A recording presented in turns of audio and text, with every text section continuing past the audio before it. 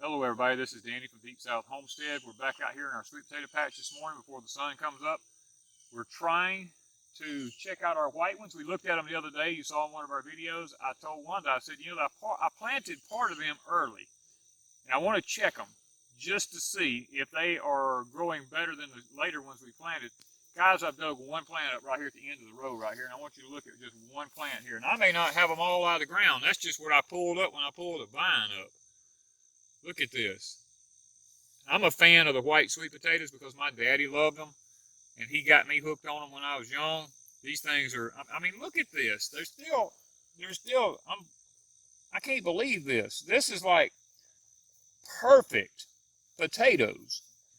I'm just amazed. This is one plant, and I still got probably 10 feet of row to go here of the first ones I planted. So I'm going to check them out.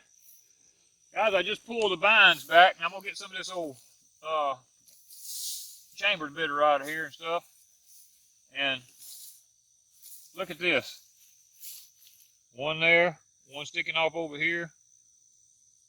I'd definitely be saving slips from these potatoes. Now, that one's getting a little green because it was exposed to the sun a little bit there, but just look at that. This is amazing. Oh, look at that. Wow. These white potatoes have done fantastic. I'm just going to dig around. Look at that. Another one. Another one. Another one. Yeah, I'm going to be definitely, hold on here. Look at that.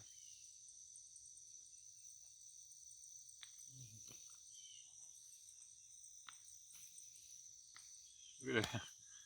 Good Lord. Up over here on the sides. These things done amazing. Look at that. They ain't even no plants here. I'm just digging. That's perfect. Perfect. That's probably 2 plants.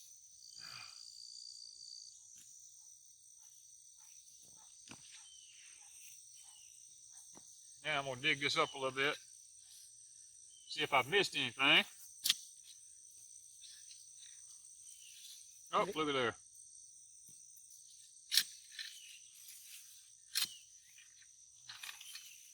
I definitely don't want to lose none of these. Even though I found, look at that. We've got a rotten white one here. So they did have a few of them trying to rot on me. Wow. I'm almost believing, look at that. They ain't even in the row. They way off out away from the rows out here. I'm probably going to have to plow this whole field up to get.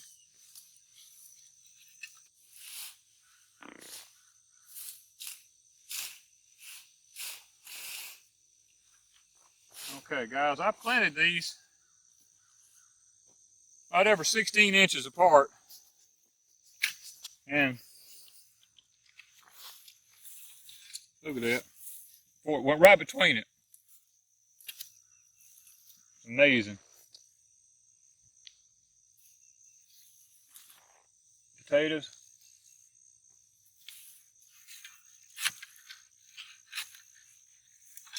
Ooh, look at there. Nice. I'll tell you what. I don't know what variety these whites were because they were just given to me by a friend. But I'll tell you what.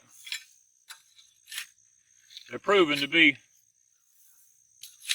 good potatoes. We're back out in the sweet potato patch this morning trying to get some potatoes dug before the sun gets up. And guys, we're running into all kind of situations here. We have sprouting potatoes. We have rotting potatoes. We have rat problems. We are harvesting a few good ones, the ones that made it. And what gets us is they're rotting in perfectly dry soil.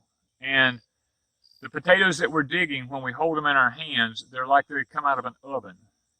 This morning it is 6:57. We've been out here for almost an hour now. We come out here a little after 6, trying to beat the heat. And we've got rest of a row dug, and we're starting on the next one. We're not getting much of a harvest, but we're thankful for what we do get. We can't control the weather and the situations that's happening here. it is what it is, guys. It's going to get harder as time goes on. And this is good soil for growing potatoes, and we know it is. But the heat is, we believe, what's rotting our potatoes. Because it's not because the ground's wet. There's no moisture in the ground. The ground is just, this ground is like, see the dust? I mean, it's just dust. You know, there's no, I mean, we find little potatoes, you know. The fact that all these hair roots are on these little potatoes like this tells me that it's extreme drought measures. These potatoes are looking for moisture in any way they can find it, and they're putting out feeder roots everywhere trying to find moisture. So the things I'm telling you about, see this right here? This is where the plant right here actually died. And the little potato that was under it began to sprout and to try to make a new potato. And that's what happened to us this year. The heat got in here, destroyed a lot of our slips and draws. And what potatoes was there when the plant died tried to resprout and grow. Because we replanted like four or five times we replanted these slips trying to get them to grow in this heat. And it just wasn't happening. So there's several different stages of potatoes here. Now the potatoes that we're finding that are good are really big. And they're probably some of the first ones we put out that actually got a good root system going and got down deep enough where there was some moisture at in the ground to get a potato going. And then a lot of them that we're finding that's rotted are very big potatoes. So we're losing a lot of the big ones, and we've been able to save a few of the big ones. But most of the plants have died and began to resprout like this right here.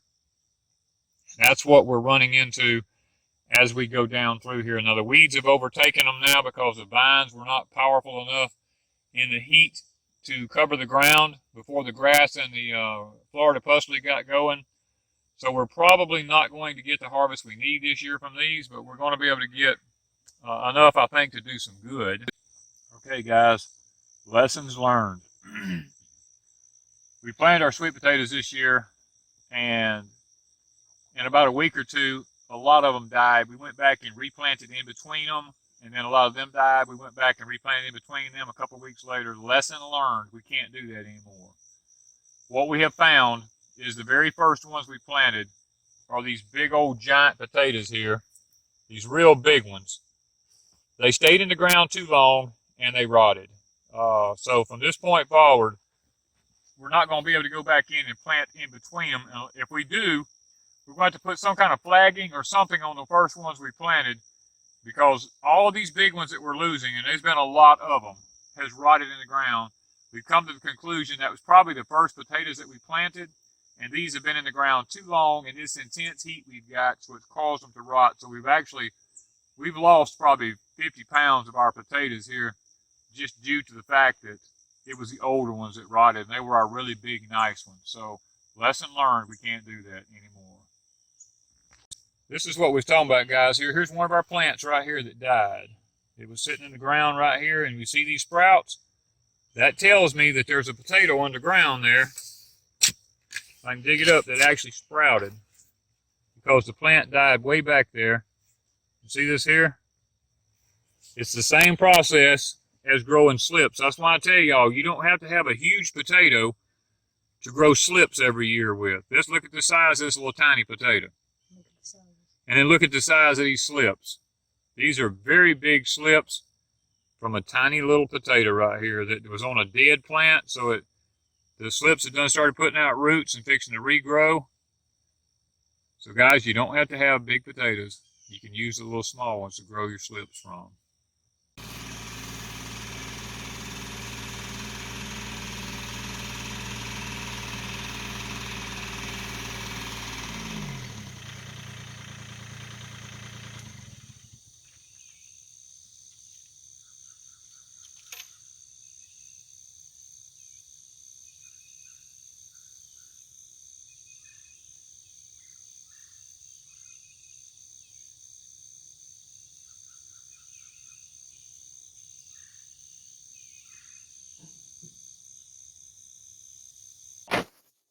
All right, guys, we're finished with the harvest on what we're going to do today because the heat has done got to us this morning.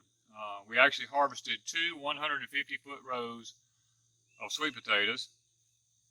The red ones, this is what we ended up with right here. plus a 5-gallon bucket full that we've already dug. So we're looking at about 3 5-gallon buckets off of 250-foot rows of red sweet potatoes. We threw away, I don't know how many big old potatoes that had rotted. So we're blessed, we feel like, to have gotten this much off of them, going through the kind of weather that we're having. Now, we still have 4 more rows to dig, which is going to knock us way back on our production this year for what we need. We're probably going to end up, like I said earlier, having to buy some to finish out what we need to make it through the year. But that's okay. We feel blessed to have what we have. But I still remember the voice of my father. My father always told me, said, son, always plant some white sweet potatoes when you plant, because they will produce. It doesn't matter what the weather does. And I'm going to show you why he was accurate. Right here beside me, this is 4 plants right here. Now, if you compare this to this, you look at it. This plus 1 more 5-gallon bucket is 2 150-foot rows. This is 4 plants. The whites outdone the reds 10-1. There were no rotten ones on the whites except 1. We found 1 rotten one on the white plant. The rest of them are large, beautiful potatoes. I mean, they're very nice baking potatoes. Now, my dad would grow them this long from the other end. Now, my dad was different than me. My daddy would dump. Back when fertilized was true fertilized, he used Old Black Joe back then. I can still remember it. We can't get it here anymore. I can order it online. It comes from Kentucky or Tennessee, somewhere up in that area. But we don't have it here. But my dad would put anywhere between 650 and 750 pounds of Old Black Joe per acre when he planted. He always told me, he said, son, if you're not going to put the fertilize, there's no sense in planting. And today our fertilizer is mainly chemically made, and I try not to put that much salt in my soil, so I'm not going to get the harvest that my dad does. We've tried the animal manure. What we end up with is what you see now, weeds in the garden. My gardens used to be almost weed-free, but I started scooping out the stalls and composting it first and then putting it in the gardens. And guys, because of the feed, the chicken feed, now they give them the weed seeds off of these combining things as part of the chicken feed, and we got weeds. We got weeds I've never seen here before. And now they're in just vast numbers because I've used organically stuff off of my chickens and my cows and my goats and stuff like that.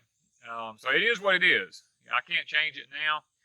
But lesson learned this year, like I told you before, we will not go back. If plants die, we will not go back and interplant in between them without marking them some way to know the number of days, because the ones we did that to, we lost most of them because they rotted. So it wasn't really beneficial to us this year. So guys, we're thankful.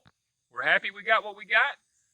It just tells me that the coming years may be even more difficult and harder to produce, because, hey, I was told 2019 was going to be the last good year for planting and having an abundance. And if that's the case, I definitely don't have an abundance like we normally do this year, but we're blessed to have what we have. And we're going to trust the Lord to show us new ideas and new ways next year to be able to combat the loss. We're going to learn from our mistakes this year and try to do better next year. So thank you guys from Deep South Homestead.